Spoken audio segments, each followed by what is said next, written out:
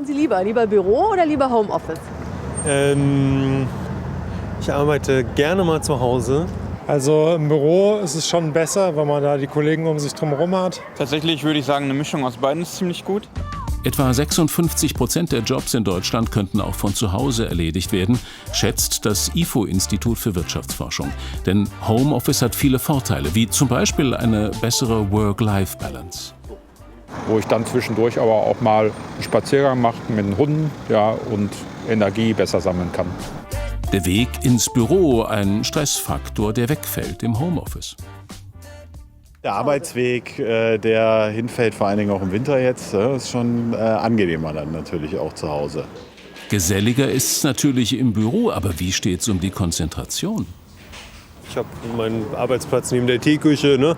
Da ist immer mal wieder Ablenkung da und also genau, da gibt es einfach manche Arbeiten, wo ich denke, okay, jetzt mache ich mal einen Tag Homeoffice. Aber je weiter die Infektionszahlen sinken und die Impfquote steigt, desto mehr Menschen kehren zurück an die Büroschreibtische. Bleibt der Trend in den Unternehmen? Wir blicken nach Nordhessen ins mobile Büro von Franziska Löffler. Sie arbeitet als Projektmanagerin beim Solarhersteller SMA und sie wechselt zwischen Homeoffice und Präsenz im Unternehmen. Also ich fühle mich damit auf jeden Fall wohl. Also mir kommt auch, dass man auch von zu Hause arbeiten kann, kommt mir entgegen. Also gerade für die Arbeitstätigkeiten, wo man viel Ruhe braucht, finde ich das schon gut. Also ich kann auch hier konzentriert arbeiten, aber gerade ich habe später noch einen Workshop, der mehrere Stunden geht und der findet auch komplett remote statt. Und dann mache ich das schon lieber von zu Hause, weil dann einfach kein Kollege zwischendurch noch Hallo sagt oder noch was von jemandem einem möchte, ne? Und dann ist man da einfach konzentriert. Diese Handhabung ist eine Frage der Unternehmenskultur bei SMA, die schon vor der Pandemie den Mitarbeitenden flexible Arbeitszeitmodelle angeboten haben, wie uns die Teamleiterin Alexandra Eulenstein erzählt. Und was jetzt neu dazu gekommen ist, und da hat die Pandemie sicherlich noch mal so einen Schub auch gegeben, dass wir jetzt auch so eine örtliche Flexibilität dazu gewonnen haben. Ne? Was bedeutet mobiles Arbeiten? Das ist ja mehr als zu Hause oder im Büro. Mobiles Arbeiten kann ja überall passieren. Das kann im Café sein, das kann eben in einer anderen Arbeitsumgebung im Unternehmen sein. Das macht natürlich die Möglichkeit, Arbeit und Familie oder Freizeit in Einklang zu bringen, sehr viel leichter für die Mitarbeiter.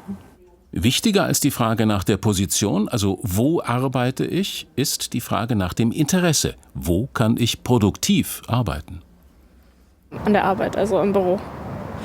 Mobiles Arbeiten. Und warum? Kommt man zu mehr. Also mit Menschen gemeinsam etwas erarbeiten geht einfach im Büro besser.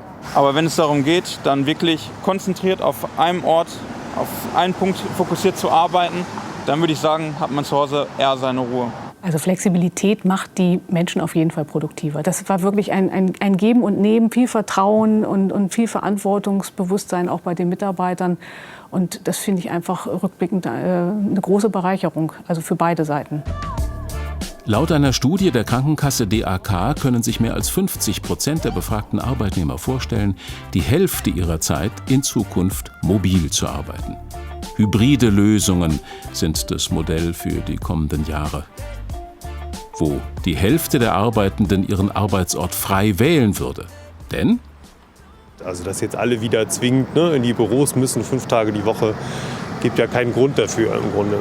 Käme für mich nicht in Frage, würde ich den Arbeitgeber wechseln. Des Homeoffice aussieht, das bespreche ich jetzt mit Ulrich Benedum. Er ist Fachanwalt für Arbeitsrecht. Hallo, herzlich willkommen. Einen schönen guten Abend. Sie beraten ja Angestellte und Betriebe, also Sie kennen das Thema aus beiden Perspektiven. Wie war jetzt so Ihre Erfahrung? Gibt es eher Vorteile oder eher Nachteile? Aus meiner Sicht überwiegen ganz klar die Vorteile. Ich kenne es selber nur wenige Fälle, in denen es zu Konflikten mit Mitarbeitern in Homeoffice gekommen ist. Im Gegenteil, die Steigerung der Vereinbarung von Beruf und Familie ist ein ganz, ganz klarer Vorteil für Homeoffice. Und das führt natürlich auch zu einer erhöhten Mitarbeiterzufriedenheit und damit auch in der Regel zu einer besseren Produktivität der Mitarbeiter. Und doch ist es ja so, dass viele Chefs und Chefinnen jetzt ihre Angestellten unbedingt wieder im Büro sitzen haben wollen.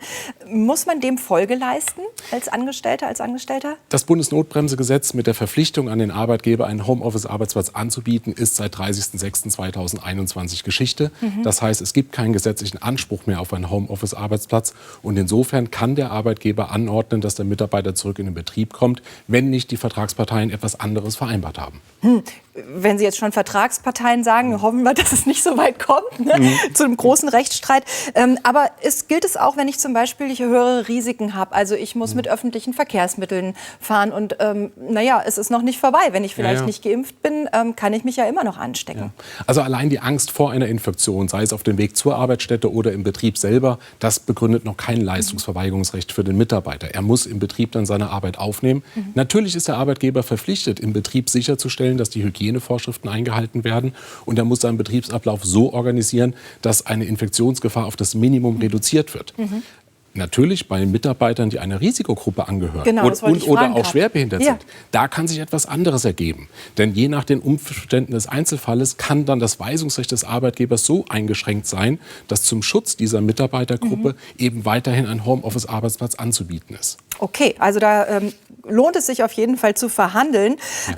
Auch das hört man schon oft, also dass jetzt Schreibtische reduziert werden, Arbeitsplätze reduziert werden, weil die Chefs eben sagen, oh, das hat sich jetzt super bewährt für uns. Wir stellen gar nicht mehr für jeden Mitarbeiter, jede Mitarbeiterin einen Platz zur Verfügung. Das sollen die in der Woche so organisieren. Ist das zulässig und okay?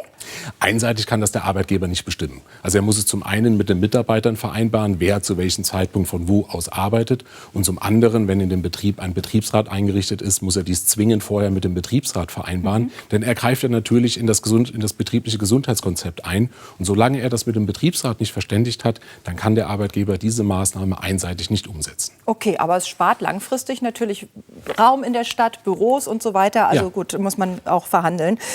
Wie kann ich denn sinnvoll vorgehen, wenn ich jetzt mit den neuen Regelungen, sofern es denn welche gibt im Betrieb, nicht einverstanden bin oder auch drunter leide vielleicht? Ja. Also wie immer im Arbeitsverhältnis, das Gebot des vertrauensvollen Gespräches mit dem Arbeitgeber ist vorzuziehen. Möglicherweise kennt der Arbeitgeber den Missstand gar nicht und kann ihn sofort beseitigen, wenn der Mitarbeiter ihn darauf hingewiesen hat. Also spreche. Wie immer. Den Weg ins Gespräch suchen und wenn das nicht funktioniert, sich gegebenenfalls an den Betriebsrat wenden.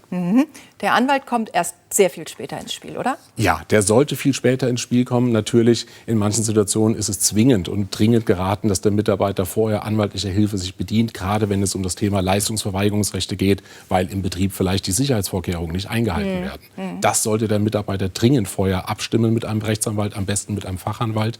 Dann irrt er sich da, dann geht das zu seinen Lasten und er riskiert sein Gehalt und möglicherweise sogar die Kündigung seines Arbeitsverhältnisses. Gulp, okay. Welche Tendenz erleben Sie jetzt, also wo das mit Corona hoffentlich bald zu Ende geht? Bleibt es in vielen Fällen so, wie es jetzt ist? Wird es komplett wieder geändert? Man könnte tatsächlich vermuten, dass mit Wegfall der Verpflichtung, einen Homeoffice-Arbeitsplatz anzubieten, jetzt alle Betriebe ihre Mitarbeiter zurückordern.